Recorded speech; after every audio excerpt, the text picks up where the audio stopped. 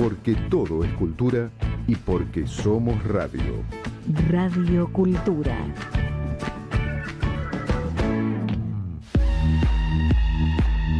Ya comienza Vocación Positiva con la conducción de la licenciada Diana Trachtenberg.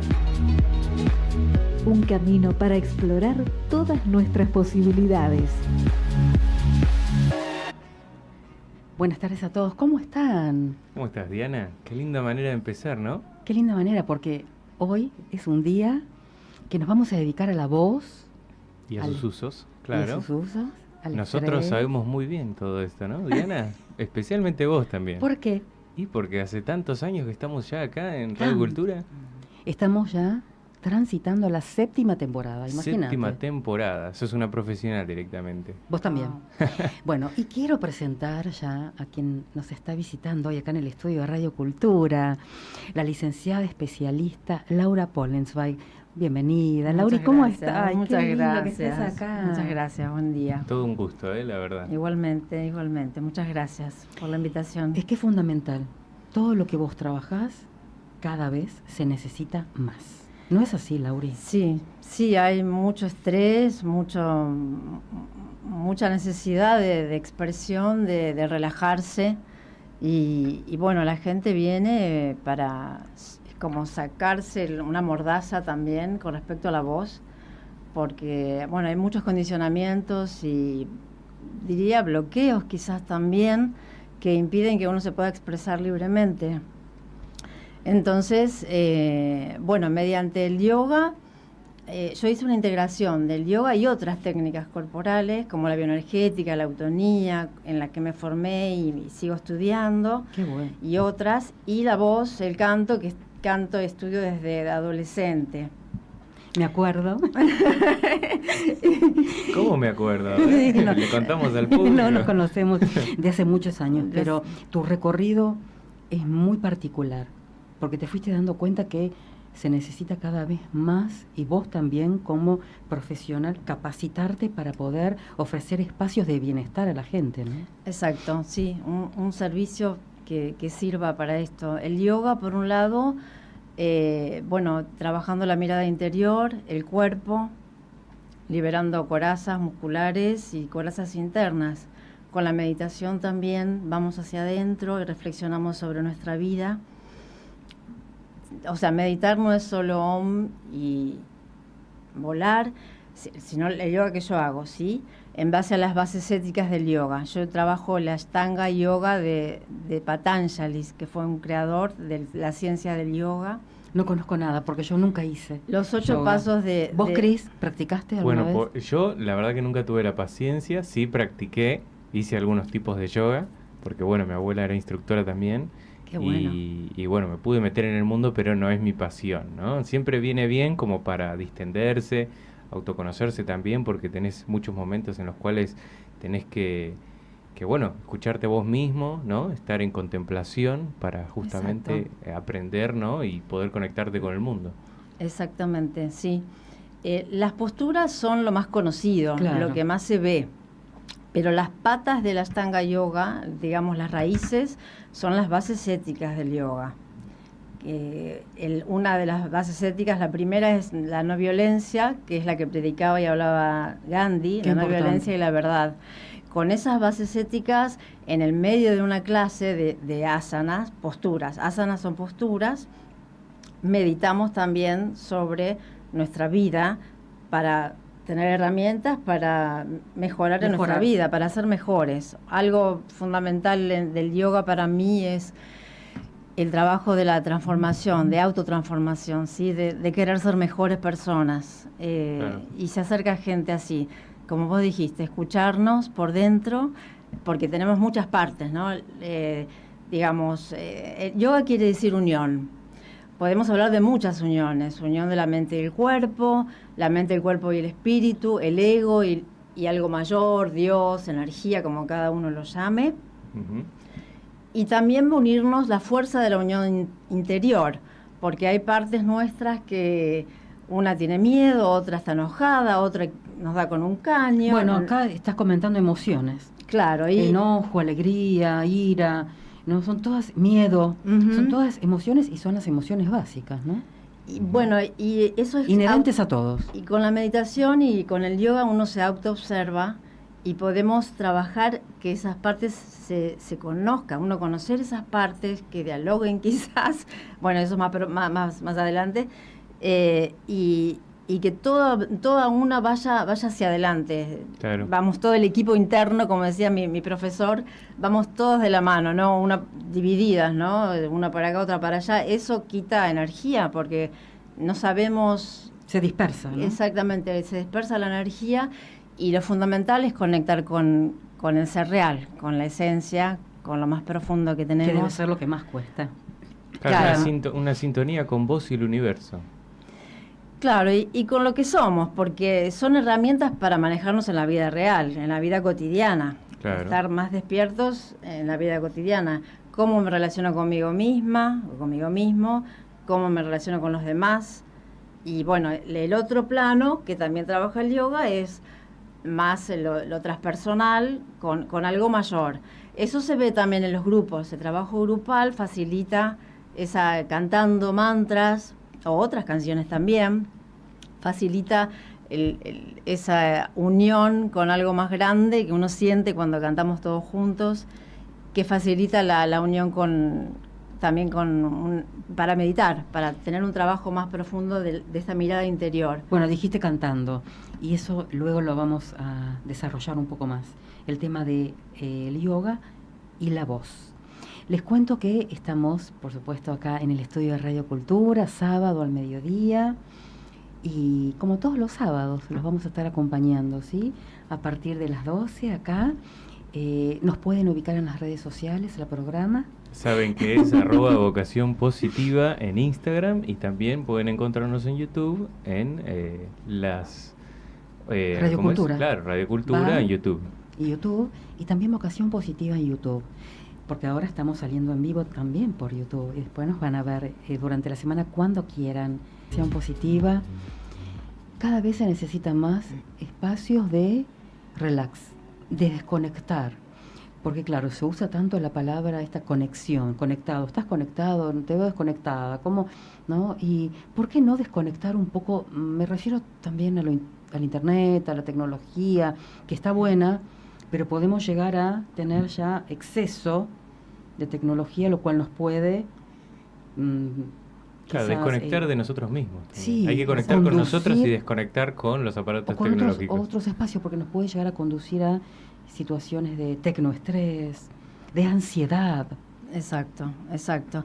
Y bueno, hay gente que viene muy rígida con el cuerpo y con la voz bloqueada quizás, o con ¿Qué pasa con la dificultad. voz? Lauri, ¿qué pasa con la voz? Bueno, Es un la tema- voz... no es un tema menor la voz. No, es muy importante. Es nuestro medio de comunicación, nuestro intelecto se comunica, es el vehículo por el cual nuestro intelecto... Uno de los vehículos, se- porque nos podemos comunicar con miradas a través también. del lenguaje y del cuerpo también. Ah, el cuerpo, claro, ok, claro. ok, claro. Y también, además de la mente, es un medio que puede expresar las fibras más hondas, más profundas de nuestros sentimientos y emociones. Y ahí está la cosa. Acá estamos en una sociedad, en Occidente sobre todo, donde está un poco cohibido el canto, el baile, la expresión, no como en otras culturas más primitivas o antes, donde el canto, el baile y lo tribal era más cotidiano, la nana, la plegaria. Ahora es como que eso hay una mordaza, ¿no? Hay como que sacarnos una mordaza y poder... hay muchas frases que hablan de eso, callate. Hay mucha gente que viene, por ejemplo, creyendo que no puede cantar porque le dijeron que no servía para el coro. Claro. Y tienen una creencia que no sirven. En la escuela nos decían, ¿te acordás? Bueno, Claro. sí. O callate que estoy ocupada, cerra la boca, no hagas ruido. Hay muchas frases que tienen que ver con eso. En la escuela también, en ¿no? la Hay escuela, momentos cuando que somos chicos. pretenden que estén todos en silencio. Y está bueno también poder participar y hablar un poco, ¿no? Claro. Bueno, eso es uno de los objetivos, lo que vos decís. La autoexpresión, y que tiene que ver con la espontaneidad. La espontaneidad nos enseña, eso se trae, pero ahí está la cosa, ¿no? Cuando no está del todo desarrollada o libre, hay que trabajar para liberar esa traba o desbloquear, y que la persona pueda ser más espontánea y más expresiva de sí misma. Eso es lo que ansío. Porque todos tienden a reprimirse, ¿no? Claro, y cuando la espontaneidad no está libre, la autoexpresión también se corta, ¿no? Claro, se corta, sí. Porque, por ejemplo, en una clase de yoga de la voz, una de las cosas es, hacemos las posturas, yo digo asanas, pero son posturas, ¿sí? Ujú. En distintas posturas usamos la voz. Cantamos vocales, sonidos vocales, usando los apoyos de la voz en el cuerpo, los resonadores de la voz en el cuerpo. Eso es más largo. Los resonadores acá en Occidente se usan más los resonadores de la cabeza, de la cara, del rostro, los senos paranasales. Pero bueno, en la India usa más el cuerpo, y yo también trabajé con profesores que trabajábamos los apoyos de la voz en el cuerpo. Y bueno, y hay una sorpresa increíble, les sale una voz, una potencia de una voz que quizás nunca se habían escuchado. Y ahí pueden expresar y ser creativos. Trabajamos con la creatividad. Fundamental la creatividad. Y claro. ahí no hay, cuando uno se expresa libremente, no importa la reacción del otro. Ya no te importa. Claro, bueno, por supuesto, depende del trabajo, o en una arte escénica. Bueno, ahí, claro. Pero igual en una arte escénica, un cantante o un actor, si no hay algo de espontaneidad, falta algo, claro. falta algo, ¿no? Claro. Muy estructurado, sino todo. Y bueno, y eso es una de las cosas, la autoexpresión, liberar el cuerpo a través de la voz, liberar la voz a través del cuerpo.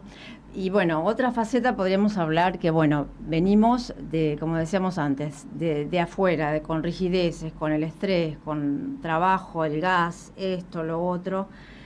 Primero hay que aflojar el cuerpo, liberar, abrir el cuerpo. Otro tema importante, para cantar hay que, fundamental, el sostén es la respiración. Sí, entonces, es otro tema. Es un tema también que hay que aprenderlo, porque no nos damos cuenta de cómo se respira bien. Respiramos mal, yo creo, ¿no, Lauri? Exactamente. En general, la respiración, si yo les preguntara, cuando suelo preguntar qué se mueve cuando respiramos, en general suele ser la respiración más corta, la más alta de acá, de nervios, de apuro. Claro, la de pecho. La de pecho. En vez de trabajar toda la capacidad pulmonar, abdomen, la zona abdominal, la respiración intercostal, que tiene que ver con la zona media de los pulmones, con las costillas y la caja torácica, y el pecho también se tiene que mover. Pero usando toda la capacidad pulmonar, no solo sirve para el canto, las células se oxigenan mejor, tenemos más energía, y nos cambia el estado interno. Eso es mucho más saludable. Tiene que ver con la salud, ¿no? Con el bienestar, la calidad de vida, todo. Exactamente. Exactamente. Claro, cuando te conectás con vos mismo, no solo tenés una mejor voz y una mejor vida, ¿no? Nos plantamos mejor, sí, es como un comienzo también para la mirada interior y para sacar la voz, liberar la voz. Primero hacemos apertura del cuerpo, como les decía, y después liberamos la voz. Liberación de la voz, aflojar la voz. ¿Esto es grupal o también puede ser individual? Individual también. También. Puede ser, claro. Mira, el otro día una paciente me decía que la médica de ella le indicó que haga algo de mindfulness, porque está con mucha ansiedad. Es muy bueno eso. Es muy bueno. Mindfulness. Pero ¿qué pasa? Ella, que tiene que ver con esto de la meditación, etcétera, ella me dijo que probó una clase y que se sintió muy incómoda porque era grupal, y en este momento ella necesita algo más como personalizado e individual. Por eso te preguntaba, ¿hay momentos en que las personas necesitan también un espacio más individual? Por supuesto, sí, yo tengo alumnos particulares también, sí. Hay temas puntuales que quieren trabajar las personas con el cuerpo, con la voz, y ahí se hace un trabajo bien personalizado.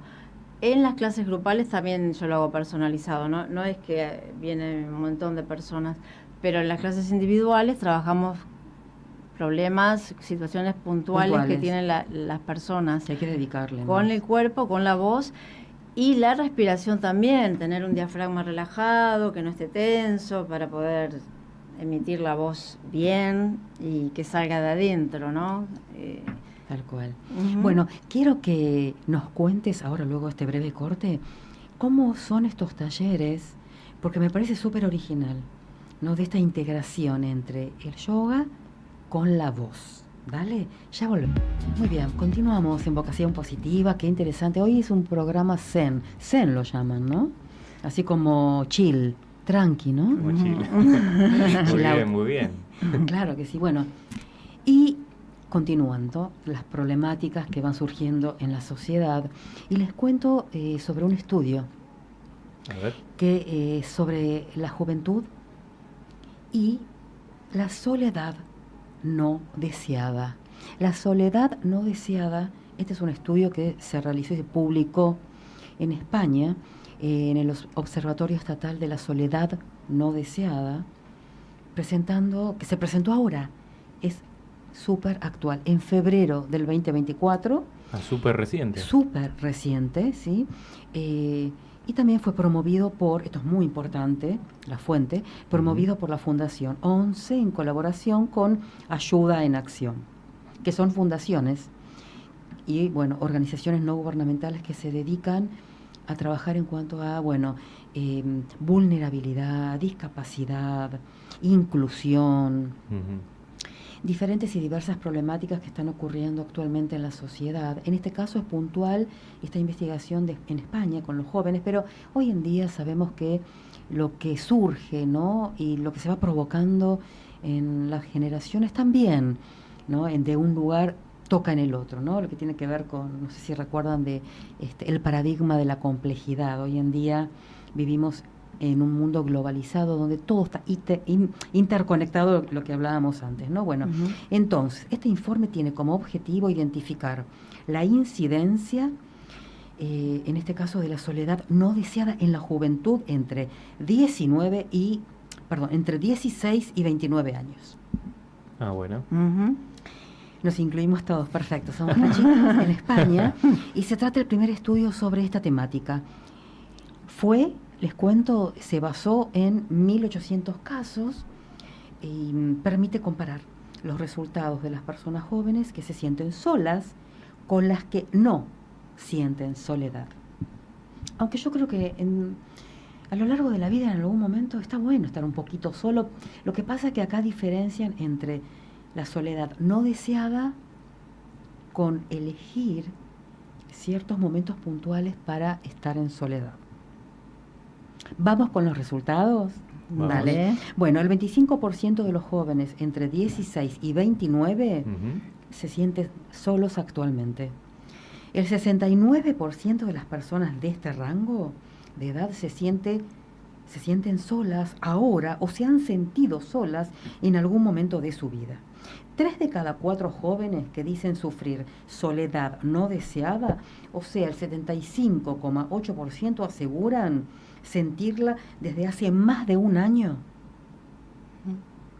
La soledad no deseada. Y casi la mitad de ellos, el 45,7%, desde hace más de 3 años. Mira, increíble. Sí, es Estoy un dentro tema. de ese rango, así que sí, me siento identificado, es verdad. Mira. Sí. Bueno, la soledad juvenil afecta, en este caso hicieron un estudio comparativo, ¿qué pasa entre mujeres y hombres? A ver, ¿qué se les ocurre? ¿A quién? ¿A quién más? A los hombres. La soledad juvenil afecta más a mujeres, el 31,1%, claro, que a hombres, Mirá. el 20,2%. Qué increíble, ¿eh? Por edades afecta en mayor medida a jóvenes entre 22 y 27. Afecta especialmente a jóvenes en desempleo, situación de pobreza, a jóvenes que han sufrido acoso escolar, a jóvenes que ya están, ¿no?, insertos en el mundo laboral y que sufrieron acoso laboral, a quienes tienen o padecen mala salud física o mental, y también a quienes presentan ciertas discapacidades, también quienes son de origen extranjero o de la comunidad LGTBI.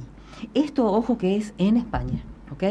Pero quizás estaría muy bueno poder hacer un estudio comparado de lo que está ocurriendo acá. Claro. Estaría bárbaro.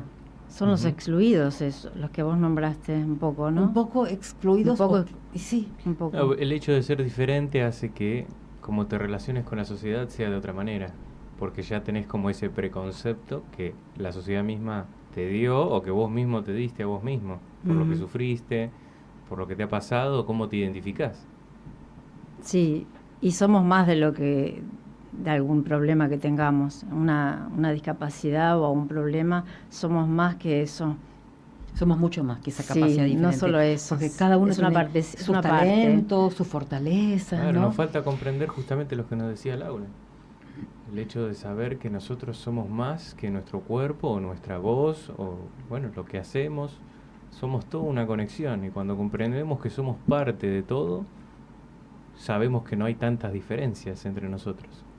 Bien, Exacto. les cuento los factores de riesgo de esta experiencia, Contame. de esta indagación, ¿sí?, de juventud y soledad.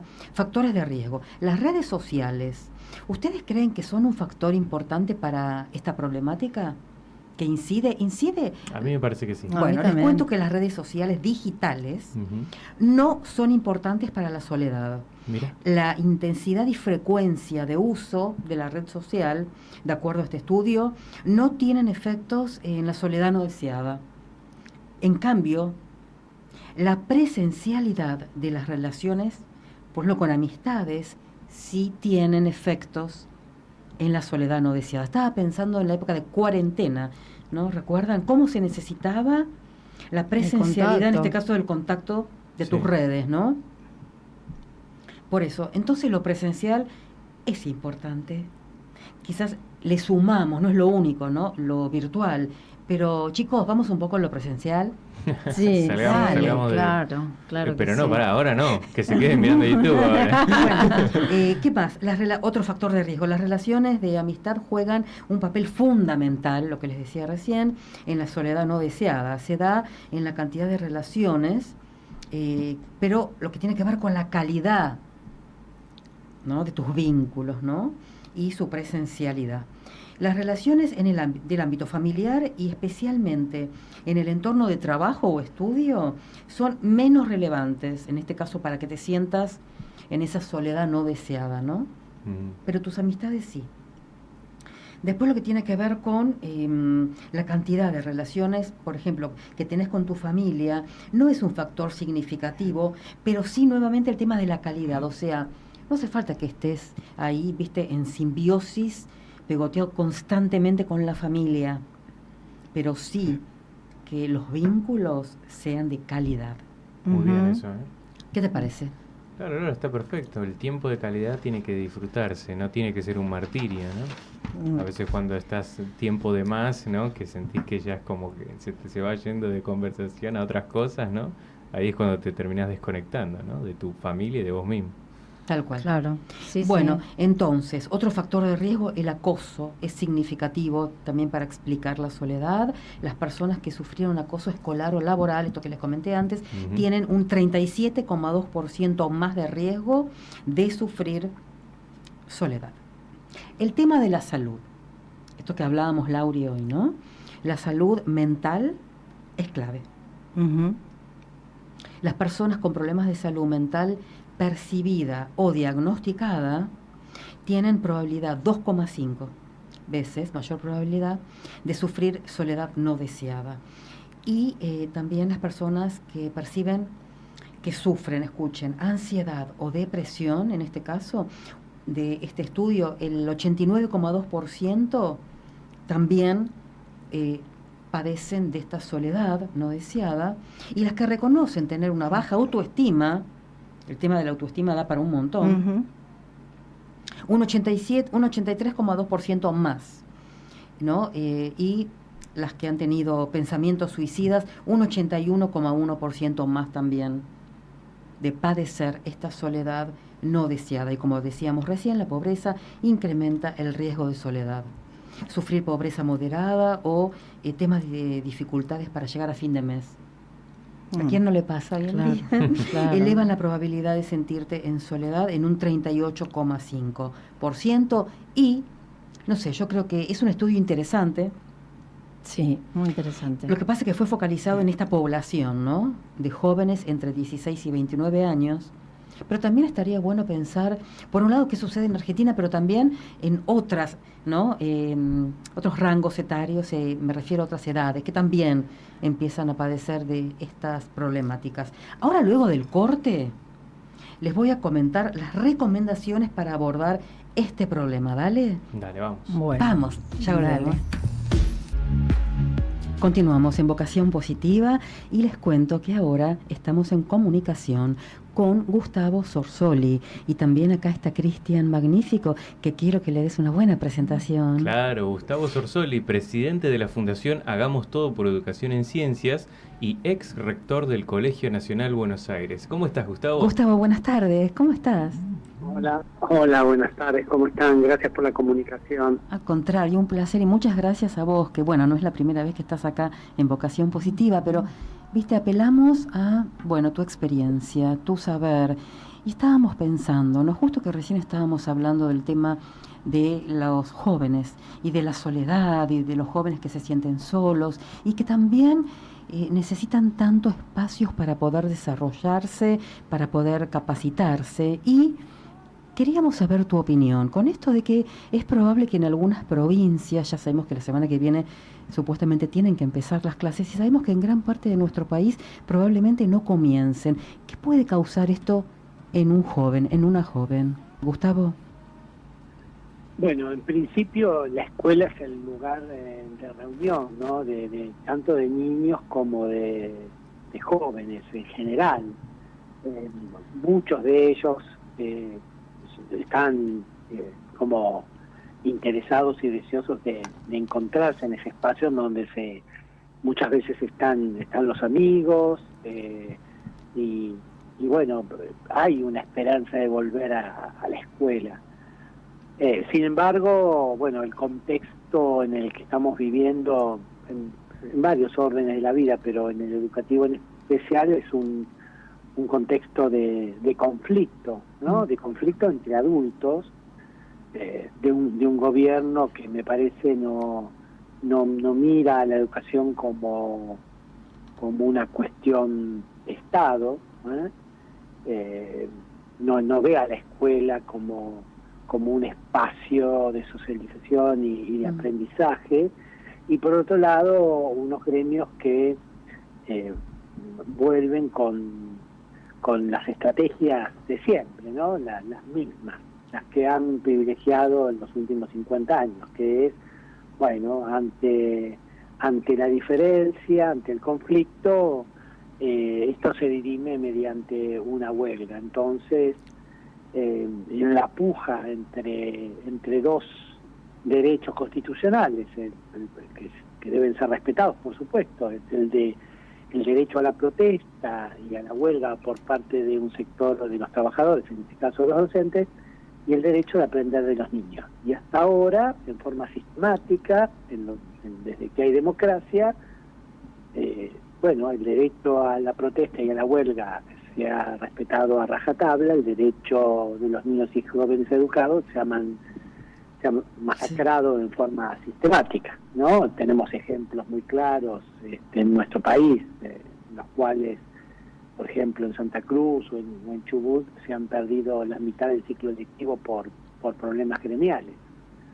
Entonces, bueno, siempre es el mismo lugar. Los que pierden y cada vez pierden más son nuestros niños y jóvenes que no tienen representantes, porque los adultos y los distintos sectores laborales estamos representados a través del sector gremial, en el caso de los docentes en particular, con una fuerza importante en términos de poder.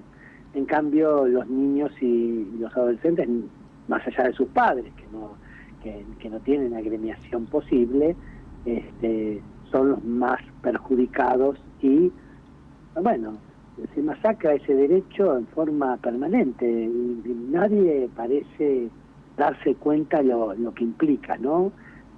No solamente en términos de aprendizaje, sino en tantos otros, y eso la pandemia lo dejó muy claro en términos de de que la soledad, el aislamiento, la falta de socialización, de comunicación, produjo daños no solamente en cuestión de conocimiento, sino en secuelas psicológicas muy importantes en algunos casos. O sea que la presencialidad sigue siendo muy necesaria, ¿no? Por esto que estás diciendo, Gustavo. Efectivamente, claro, sí, ¿no? El vínculo, sí. El estar ahí compartiendo con otros, el tener el docente ahí al cual acudir, y fundamental esto que decís, ¿no? El derecho a aprender, y que quedan ahí los alumnos como capturados, ¿no? Como rehenes, al no tener un representante, quienes los representen.